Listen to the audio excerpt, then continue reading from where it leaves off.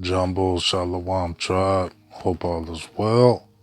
Today I got a kind of lengthy video, but it's something I've been wanting to break down for a while, and it's the Tales of the Hood movie and how it resonates with Afro Americans in the modern day. Now, if you don't know, Tales of the Hood came out in the early 90s, I believe 95. It told a series of a few stories that correlates what we go through today. And in the first tale, we have a clear example of Rodney King, police brutality. This is what I've gotten. That's the vibe that I got. Or even more recent, we could use that brother Tyree, the skateboarder that was in Sacramento who got killed by those police officers, I believe in Memphis. And this story stands out even more so, in my opinion, because it's a melanated cop that's sitting there watching all this take place. And I think the lines get blurred. I think some melanated police officers don't know how to police like a regular police officer, but that, I guess that brings the point that melanated people aren't really equal to anything here. So you got to understand, when you are on the police force, yes, you are a police officer, but you have another set of rules too. The eyes are going to constantly be looking at you a little bit different because we expect you to understand our plight and what we're going through as a melanated being, seeing as I know you went through some type of prejudice coming up. So at the end of the story, you do see the brother who they brutally beat to death. You see him confront the brother, like, why didn't you help me, brother? Like, the thing that the police officer, the melanated police officer, was doing, it just wasn't enough. I think we expect a lot from melanated police because we expect the Caucasian police just to beat our ass and all that. But I felt like this correlates with what we're going through today. I felt like this story, I mean, to me, in my opinion, police brutality, it just goes hand in hand with Afro-Americans, man. I think it's like synonymous with melanated people. I mean, I don't see other nations getting their ass beat. They're always saying you don't comply, but they're trying to kill your ass at the same time. Now, before I start, I definitely wanted to give credit to The Truth TV. This is where I found the clip to this next story at. And I like to give credit. I don't like to just use people's shit or act as if like I didn't learn some shit from the next person or got some clips from their channel or whatever the case may be. So we have a young brother named Walter. Walter is showing up to school with bruises, and the teacher is very concerned about the bruises that he's having. Something that stood out about this story, though, when he was asked who did it, I believe the teacher asked him, was it your father or something like that? He was like, I don't have no father. That's what Walter responded with, I believe. And I was like, man, the writers, they were good with that one, man, because it's not his father. So the person that's doing these bruises is, in fact, his stepfather. And what stands out in this story is like the psychology of the melanated man's misplaced anger in America. There is no excuse for putting your hands on anybody, especially if you're in a relationship, especially if you're a parent figure, some type of role model for your children. You shouldn't be putting your hands on the woman, the child. The woman shouldn't be putting her hands on the man or the child. But during this story, it never really discloses why he was doing that. So all you really can do is take from that the melanated man is coming home and beating the shit out of his family. And to me, this story, like I said, resembles the misplaced anger of a melanated man. Like he's basically using his anger on his family for whatever the case may be, because he doesn't have much control outside, if any. Because we don't own shit, we don't control shit, we damn near powerless. It's a fact. If you think you do, you really don't. Because we go through a lot of commentary over here of seeing a lot of us die from simply being powerless. You don't see other nations like that dying like we die. We dying off fast and we're killing each other too at the same time. So you see how kind the woman is, the sister. Very kind. Seems like a very pleasant and caring mother.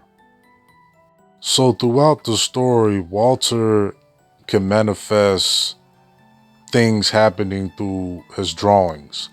Throughout this story, you see him making drawings of opposition, of people trying to harm Walter. And anything he does to the paper happens in real life. Breaks the paper leg, the leg breaks in real life. I thought that was fascinating to see that. Because you've seen that with other movies, Caucasians like The Firestarter, the telekinesis, I believe, with Carrie. But to see a young melanated brother conjure up, I don't know, spells or whatever you want to call it, through drawings, I believe, was incredible to see that for that time, the early 90s, and just thinking outside of the box and giving him those abilities. Now, throughout this story, you're going to hear monster a lot. You're going to hear that word monster. And like I said, I think it's the inner turmoils of what we deal with and what we're faced with as a melanated being that comes out as monstrous. It comes out mean and angry. This is just my breakdown. This is just my perception. And then the tattoo on the guy's arm, just resembling, we into tattoos and shit. You ink it, monster, and if you conduct yourself like a monster, you become a monster. This is just my perception. I know it might not make sense, but let me know how y'all feel about that story, because I think that story is just the inner workings in the mind for adult Afro-Americans just going through shit. The Afro-American man just going through his own demons and shit. So the next one is my favorite on many different levels, because as a young grasshopper, a young tyke, I seen this movie, and when it came to those little dolls, that shit, it messed me up. I'm gonna put it to you that way, man. It was something to look at, man. But to me, the breakdown on this story was what goes around comes around. Karma. And I believe that when you've done cruel things, atrocious things to a group of people for so long, this is what you get. This is not the only reason why this is my favorite story throughout this, is us taking it to the man and actually banding together for something. But to me, it can show you what being an evil person for centuries. It can get you payback, and nobody wants to be on the other end of the payback. Now I believe those dolls throughout the film or story, excuse me, and the pictures, the art, the imagery is of our ancestors. And they're alive, they're well. And I guess this would be the meaning of when you hear those spiritual, comedic people say your ancestors or the ancestors is watching. Here's the clear cut example of that. And that's what I gathered from this, at least watching this as an adult person. That's what I gathered from this. And as well as it should, because a lot of these older houses and land and all of these got spirits. Just like when you go to, a cemetery and you see all those plots and all those bodies are in that ground, you feel something. You can't lie and say you don't. You feel something. When you walk into a house, and I'm not saying I have, but I know I could feel the presence and the energy if you walk into a house where, some people got murdered in. We're talking about centuries of wrongdoings. And I do think this takes place in the South. I think.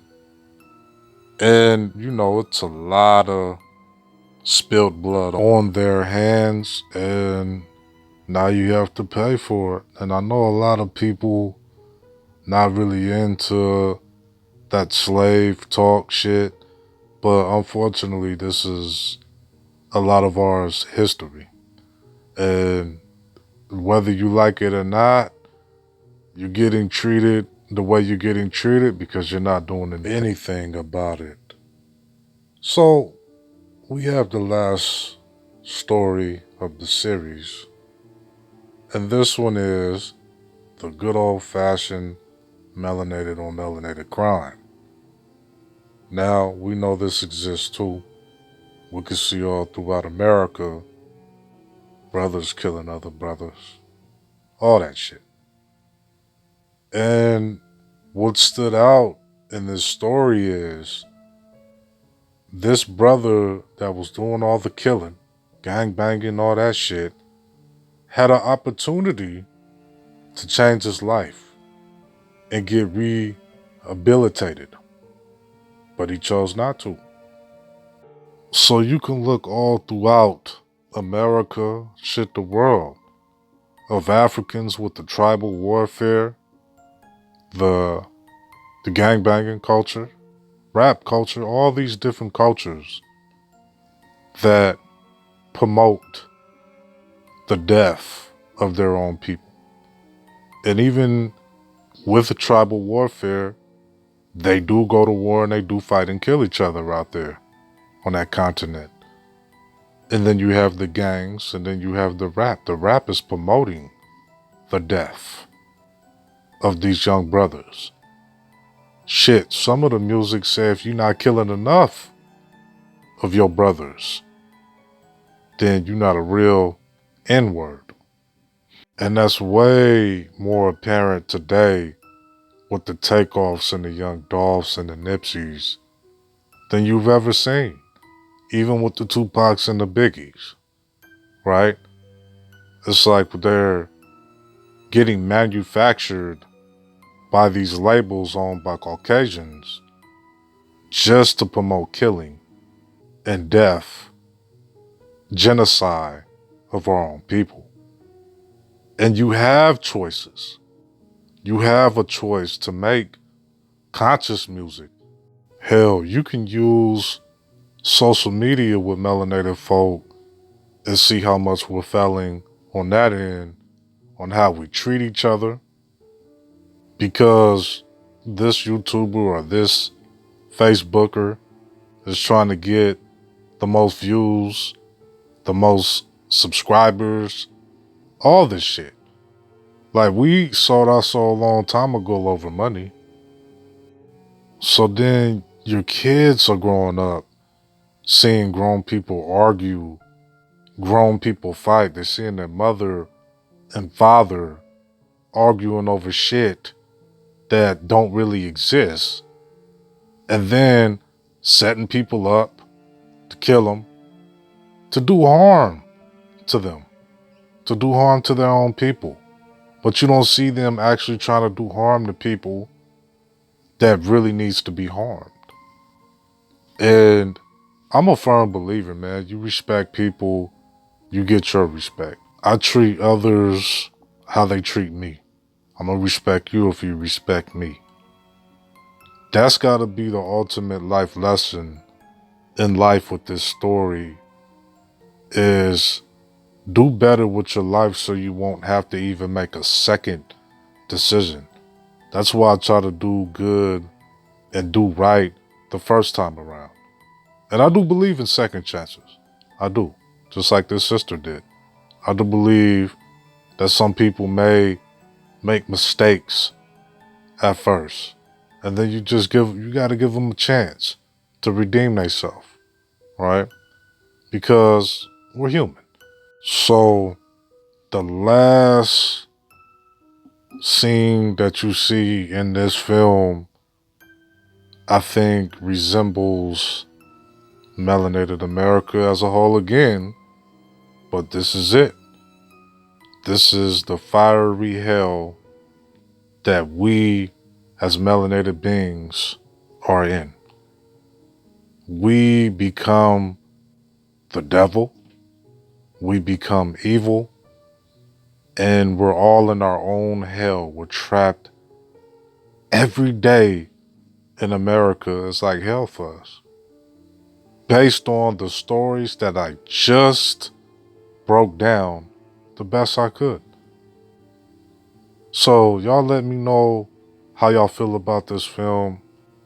Did y'all like it? Did you not like it? What's let me know down in the comment section if you guys love these movies, want to see any more Tales from the Hood movies in the future.